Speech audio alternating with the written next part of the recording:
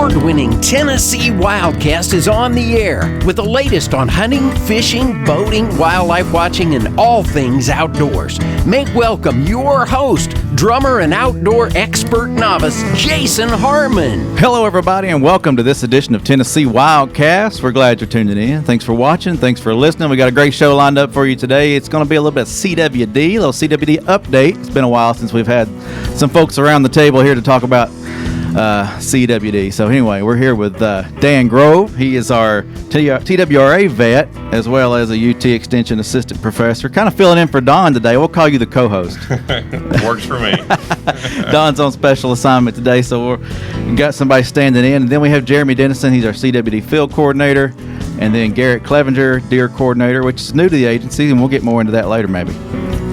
Glad you guys are here. Appreciate you joining us. We're going to dive into all this fun stuff. We're going to talk hunting regulations, CWD zones, how the TWRA is fighting CWD or trying to fight CWD. We're going to talk about labs, results, all that fun stuff today to get you guys up to date. I appreciate y'all jumping in. Glad to be here. Thanks for having me. Same. All right. So we'll start with regulations. The hunting guide just came out not too long ago, and people are reviewing that, and they're flipping through the book, and they're seeing all these changes. Not too many changes, but a few changes in the hunting regulations. And so let's jump in, and I'm going to pull it up on the screen, Todd, if you want to show it to folks who are watching, and be a good place to start. So we're going to talk about CWD today and the units. But as far as Unit CWD, we've had a few questions come in. Mm-hmm. A few counties that were positive, have been positive, and some that are now considered high risk, but they don't fall under the CWD unit. So, one of you guys, maybe Jeremy, he's kind of shaking his head. I think he's got his mind around that. Will you fill people in on why that happened and what the changes happened there? Yeah, I think it's for multiple reasons. One of which is just the goals of deer management based on CWD prevalence are different for these counties that are in Unit CWD versus some of the newly detected counties. We're not to the point to where we feel like some of those more aggressive measures are really warranted at this point. Now we're collecting more information. That way we can make a more informed decision later on. But as of right now, there's been no changes to the hunting units, Unit L or Unit CWD since last year. Okay, and remind folks, and I can click over to the other tab, but we'll remind folks which counties changed. So just recently, Dyer County changed, right? And that's the one that kind of brought up some questions. Sure, Dyer County. We received a positive test result from Dyer County. Is within 10 miles of Lake and Obion County, which by our procedure that changes the county designation to high risk in Lake and Obion. Mm-hmm. We had Hardin County as well, which was within 10 miles of Decatur County. So now Hardin is positive, Decatur's high risk. Mm-hmm. And then of course we have Wayne County over in Region 2 that is high risk as well. Yeah, because of Alabama positive, right? Correct. Yeah. There were multiple positives down in Alabama that kind of led to that change in Wayne County. So they're within that. Is it 10 miles? 10 mile radius? Yeah. So all right. So that kind of clears that up. So just when you're flipping through the guide or when you're on our website, CWDintennessee.com, make sure you look through that and read through it. Seasons are set by our commission, and the commission didn't make changes, or it's not an automatic change when a county becomes positive. Right. They don't automatically go into that CWD unit. So those CWD regulations don't always apply, correct? Right. The transportation rules and the feeding restrictions, that's the two things that are automatic. That's based on rule, and that's for any positive and high-risk county. Those two things automatically take place. So that is a little source of confusion for a lot of people. So gotcha. The maps, the transportation map that's on the website, that is correct. The hunting unit map that's on the website is correct. So. Right. Yeah, because as things change, the guide may go out of date after it's been printed, but we always keep our website up to date so it follows all the current changes. And we've got the site pulled up there if Todd's on it. I don't know, but if you're watching, you can see the positive, the high risk, and the areas outside of Unit CWD, and and you can go to that website and see what the what's approved, what's not approved, and the movement of parts and carcasses and that sort of thing when you harvest a deer. Anything else on the regulations and the movement that we want to make sure is covered? Well, if you want to talk about the changes to hunting regs and Unit CWD, sure, I think that's good. Year. Yeah, let's hear about that. Within Unit CWD, the antler bag limit was increased to 3, so hunters can kill 3 bucks antler deer within Unit CWD. The season was also extended through January 31st to allow more opportunity for deer harvest later in the year. The third change was to the Earn a Buck program. Previously, you had to harvest and submit 2 antlerless deer to earn additional buck tags. Now that's just one antlerless, 1 doe gets you an additional buck. Okay, awesome. And we'll touch more on those incentive programs as we move on through this show. Perfect. All right, so we've covered that. Now, people ask us, how does TWRA fight CWD? Somebody want to jump in and kind of answer that for the folks who asked that question? How are we fighting the spread? Well, I guess I'll jump back in. Jeremy, you're on the hot mic. Yeah, we're gonna let you do it. The CWD coordinator has to answer all the questions. First is through just sampling, just getting the information. So obviously we rely on hunters primarily for sample collection, either submitting, if they process their own deer, they submit their sample one way. If they take their deer to a processor or a taxidermist and they want to have it sampled, we have the mechanism for that. So we have that network in place to provide the opportunity for as many people who want to get their deer tested, and we use that. It's important information for us for management. So. And one of the other ways, obviously, we just talked about hunting regulations, is to basically make it encourage people to hunt more. Given that we have CWD over such a large area at this point in time, to be effective at managing a disease at that level, it really requires a lot of participation from the hunting public. And so the regulations are actually geared at making it easier to harvest animals and actually are geared at harvesting those types of animals that are more likely to spread the disease. So that's why we increase opportunities for harvesting bucks and things like that. But we also need the additional information from does, and so that's kind of why that incentive program, the Earn a Buck program, kind of exists, because we don't want to just focus on sampling bucks. We want to actually sample everything, antlered or non-antlered. And the other ways too, obviously, we've got some after-season programs that are available for landowners. And those programs enable landowners to continue to harvest animals after the season through a disease management permit. There still are depredation permits for folks that are having crop depredation issues that are available after season. And one of the other ways too is we do target removals in conjunction with USDA Wildlife Services and focal points in the periphery where we can actually get at the disease when it's at a really low prevalence and have more of an impact at being able to stop the spread in the periphery, as well as keeping those the prevalence numbers down. So it's an all-encompassing program that relies heavily on hunter support, landowner support, because we don't do any target removals without permission. Right. So we need landowner support for that. A lot of people probably don't realize 98% of the land that's out in West Tennessee is privately owned. And so, without the private landowners and without hunter cooperation, our programs wouldn't work. Yeah, they play a big part. I know that's said a lot around here. It's couldn't do it without those hunters out there and those private landowners helping in those other additional ways. So, yes, that's awesome. Dan, I think we'll keep on track with you. You work a lot with our labs and different things. Tell us about the testing. Once a deer is harvested, maybe we'll even go back a little bit further. Once you harvest a deer, how do we get that sample for folks that are new to Tennessee or haven't heard this spiel before? How do you get a sample to us or the deer to us to be sampled, tested? Yeah. So again, look at our website. We continuously update the list of partner partners that we work with, processors, taxidermists, and we also have a network of sample drop-off freezers that people can use. Basically, first, make sure that all your information is correct in your account, like your email address, so we can contact you. GoOutdoorsTennessee.com. Make sure that's updated.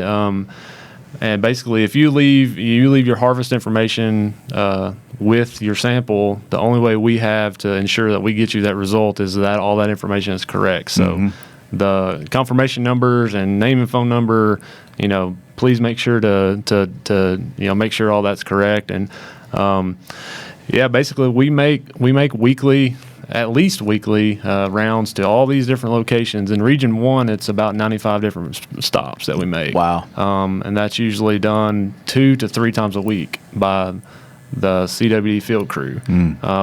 They keep the roads incredibly hot during deer season. So we're constantly getting samples in, getting them processed, getting the data collected, and getting them out to the lab. So tell us a little about the labs there, Dan. Yeah, well, one thing I want to add on before we talk about the labs is statewide we actually are doing surveillance. And so in our regions, what we call Region 2, 3, and 4, so basically middle and in East Tennessee areas, every county's got some level of surveillance that's going on.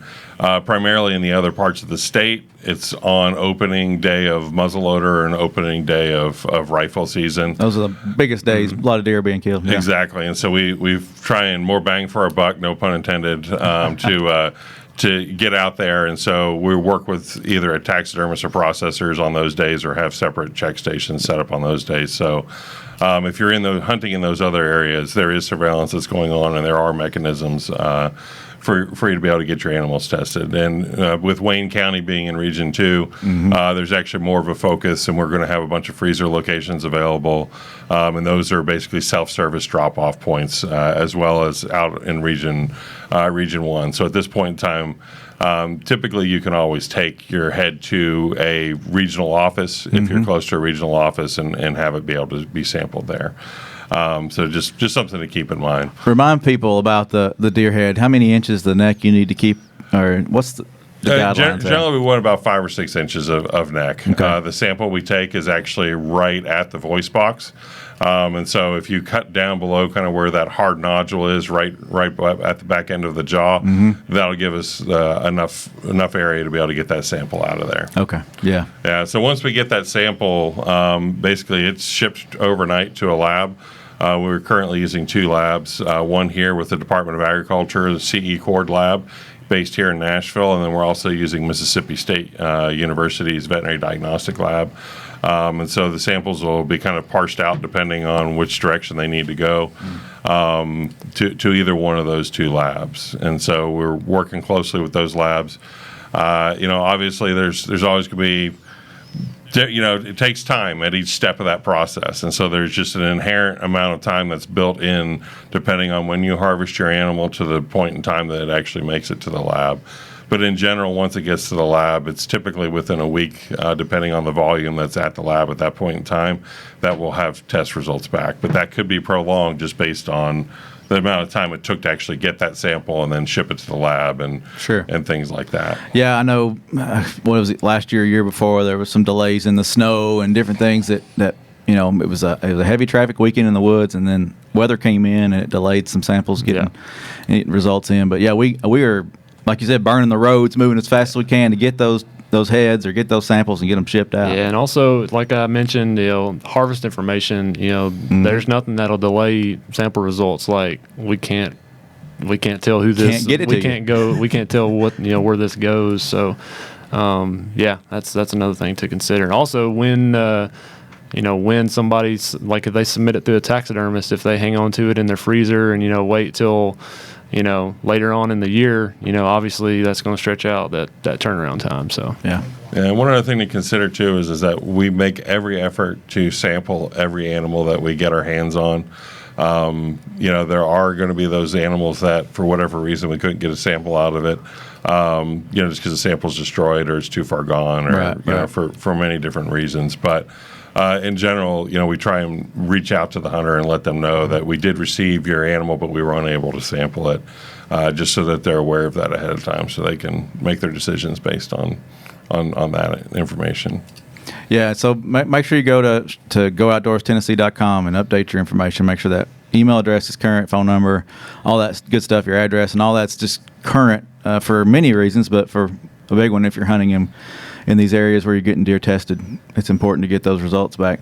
I know the lab here in Nashville is fairly new, so we're glad to have that on board and been able to get some results here in the Nashville area too, right? Yeah. Well, this will be our third season using Cord Lab,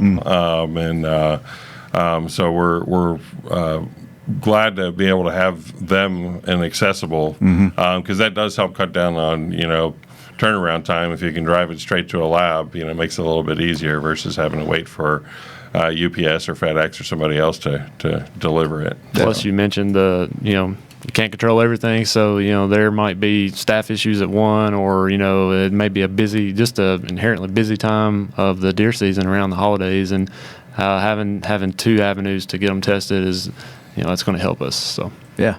Definitely. All right. Well, we've kind of talked about results. Do you want to touch on consuming the animal and things like that, and what the CDC recommends, Dan? Yeah.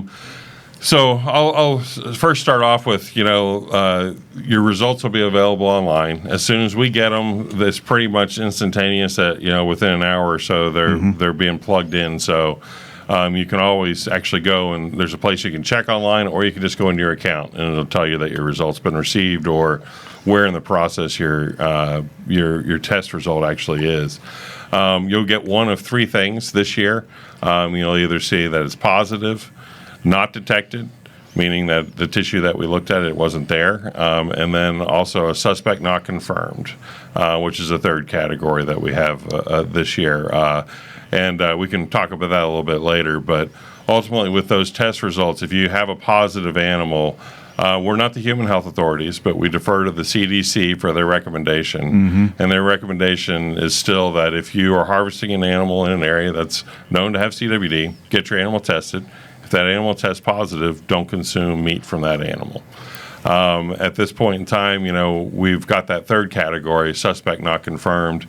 Our diagnostics are the best that we have available. Yeah. There can be conflicting results on diagnostics at times, and so that category basically is there. It's more of a cautionary category and informs us if we want to do increased surveillance in an area. But for hunters, what that actually means is, you take caution when consuming meat from that animal also. Just because, we couldn't say that it was or that it wasn't necessarily in that animal. And that doesn't happen often. It's less than 1% of a time that actually occurs. But we just want people to be more aware. And that's based on new science that's come out. Things are always changing. Tests are always improving and all that, yeah. Exactly, yeah. And so we try and keep up to date with the new science, and we try and update our protocols accordingly, and that's what we've done this year is updated our protocols, and we want hunters to be as well informed about the test results. Keeping in mind, the tests that we do are not a food safety test. Right. But we, it is kind of you can use it as a guide as to, for your own personal choice as to what you want to do based on your test result. Perfect. Good. I think that covers that. So now, Garrett, let's move into incentive programs. Yeah, absolutely. There are many ways we're encouraging folks to get out there and hunt, kill deer, have fun, harvest animals. Talk about some of the incentive programs around CWD and how hunters can help, or how we can help hunters if they're out there helping us. Yeah, definitely. I mean, Hunter Harvest is our primary management tool essentially for this disease, and so we've developed some incentive programs that are really beneficial to the hunter.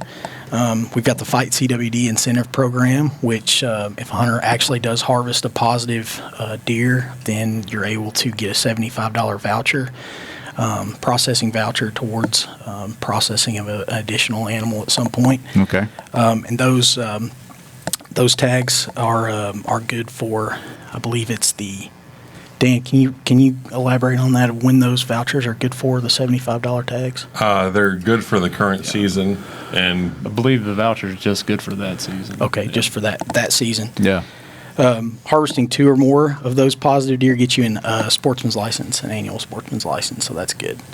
As we touched on already, we also have the Earn-a-Buck program, which, as Jeremy was mentioned earlier, previously it was 2 antlerless deer that needed to be harvested before you could harvest an additional buck. And new this year, you can actually harvest only 1 antlerless deer, which gets you that additional buck that you can harvest. Okay.